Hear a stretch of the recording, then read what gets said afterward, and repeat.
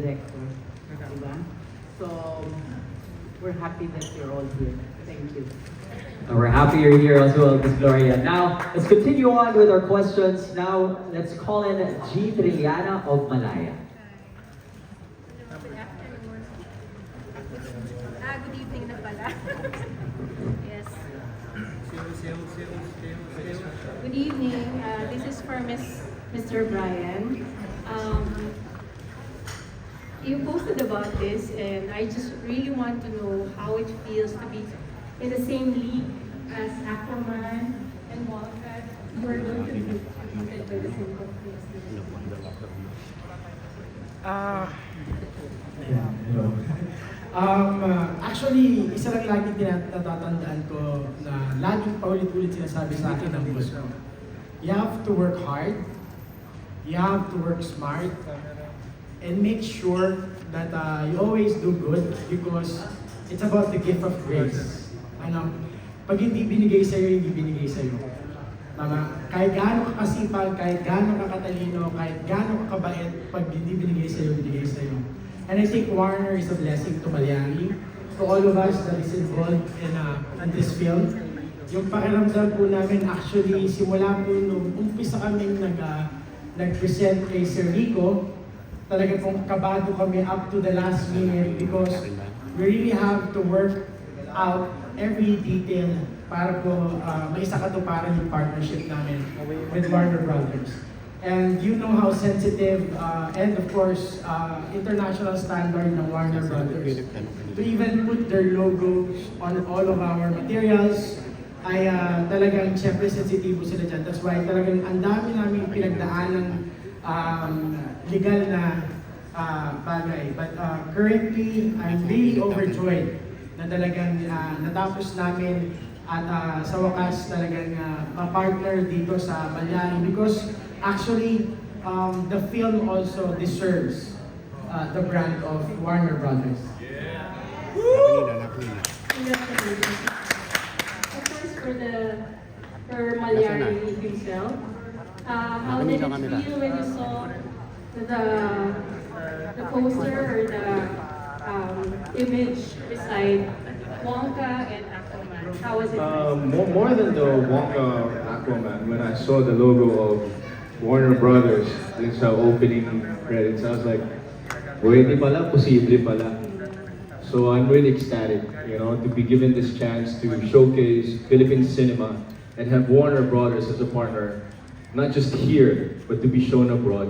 Malaking responsibility yung i-carry mo, but at the same time, it's not just an honor, but it's a privilege to be able to be part of something this big and to be tapped by Warner Brothers. Kasi syempre, brand yan eh. But it just gives a certain sense of international brand to it. So we're really thankful and honored to be in this partnership. Thank you. And for Mr. Gonzalez, can you share some of the plans for Mallari? Yung mga pwede nyo lang na-disclose na ngayon. Okay, first of all, First, I would like to echo first what Brian said, that there were certain rules that we needed to follow. And I'm happy to share with everybody that Mentor Productions was able to provide all the requirements that Warner Brothers has required from them.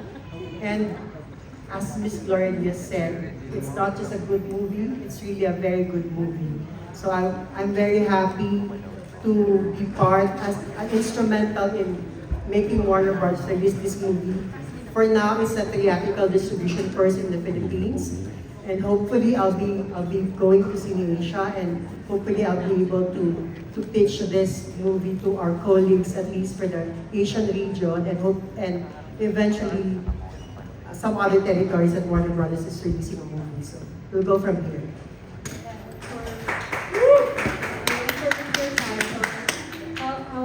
How did it feel like seeing your writing, your wonderful creation magnified on screen, how translated on screen? I've been working naman in cinema for several years, in decades. So, decades, yeah.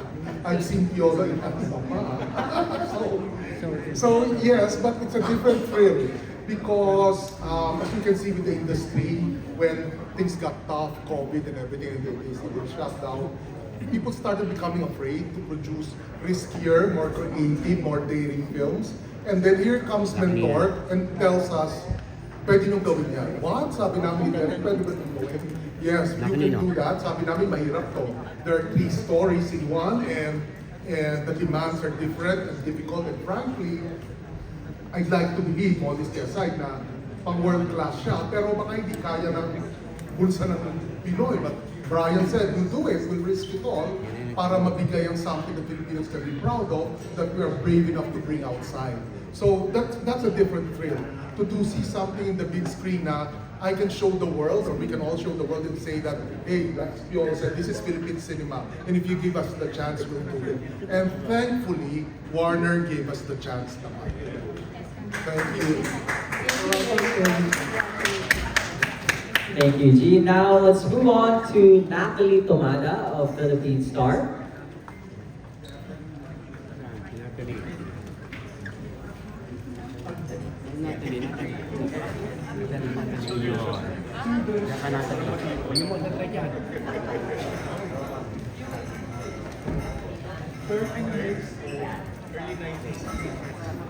Hello, first of all, congratulations to the Mentor and Warner Brothers on this partnership. Okay, my first question for Mr. Rico Gonzalez. What ultimately convinced you to return to distributing local films through Mallari? Kasi I learned na 2003 pa pala yung last that you attempted to. Yeah. Paella. Paella. Kinakain na paella. No, the first Filipino movie that Warner Bros. Released was Munting Kimi from way back with Alessandro De Rossi. And then, sabi nga ni Brian kanina, ang favorite line ni Brian during our meeting, the stars have a line. My version is, some things are meant to happen. So, when my bosses from regional office came over a few months ago, the new directives given to me was to look out for local movies that will be worth our while.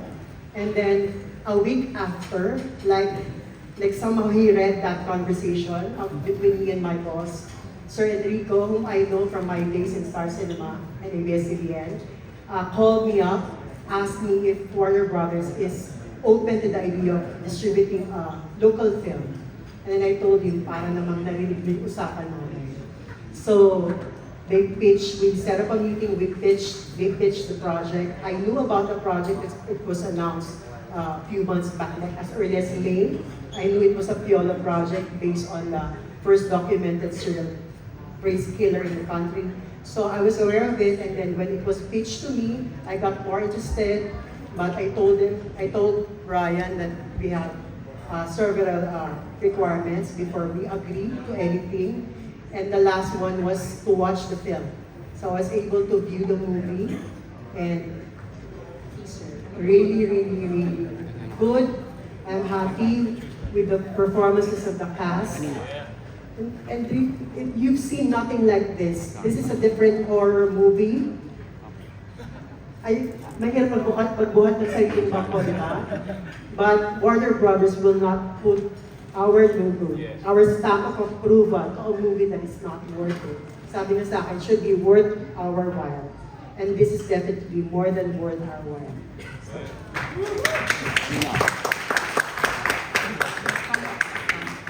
Okay, I wanna ask about the making of this poster. Kasi nag-drop na siya and hindi namin nakilala si Papa P dito. So, Hindi mo talaga ako makikilala dito.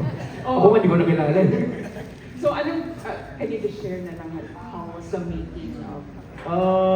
One thing I'm grateful for was actually they didn't tell me I was coming from a month-long vacation because I had to really prep myself for the movie. So I read the script, didn't know one pass, and upon arriving, the next day shooting na kami, and that's the only time I found out I had an acting coach. Meaning, all the 3 timelines had to be taken every shooting day.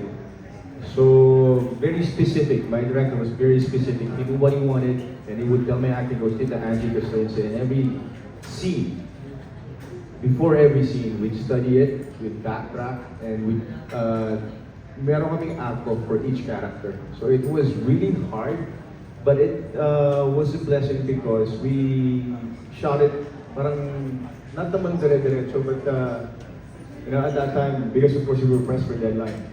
But it really worked to our advantage because the vision was there. My director knew what he wanted. The producer gave us everything. Mentor gave us everything that the DOP, the director wanted, and everything required. And the first thing actually, if I may share that, the first thing I asked was when they pitched it, how much is the production value? What is the production value of the film? And then when they told me, hindi naman sky is the limit, pero sabi nila, gagawin natin. I mean, tapping Warner Brothers and this and that. It was hard, but it was more than worth it.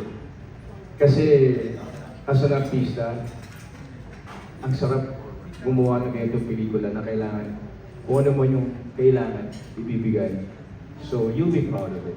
It was a challenge, but at the same time, it was a wonderful experience if I may speak on everybody's behalf. Everyone gave their A game because this is something really special for all of us. Not just for all of us, but for Philippine cinema for that matter. Thank you so much. Thank you very much, Natalie. Now we move on to Sir Darwin Amohelar of Manila Standard.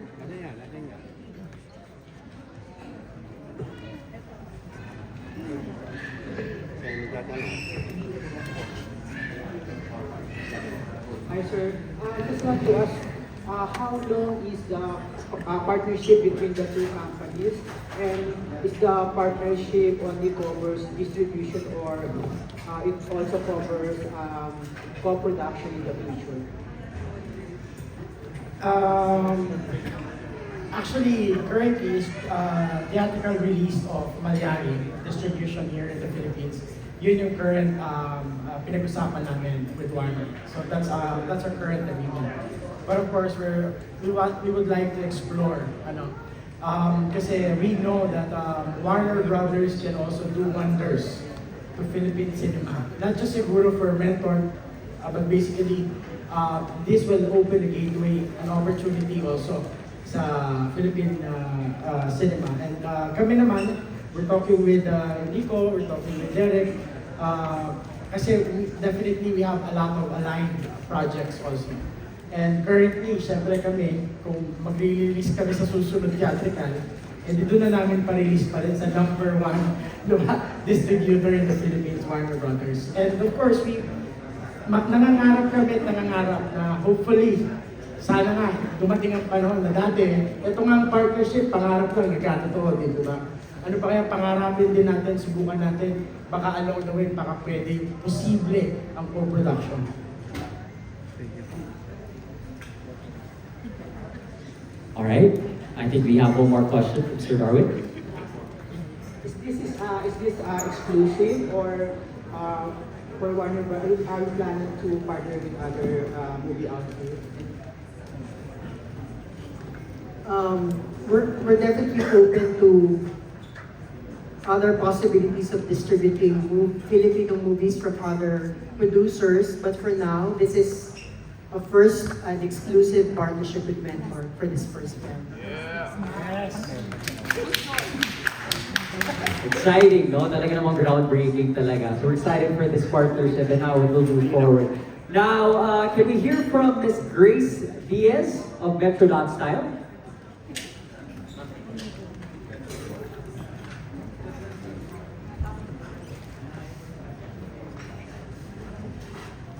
Okay, so for Warner Brothers, Mr. Gonzalez,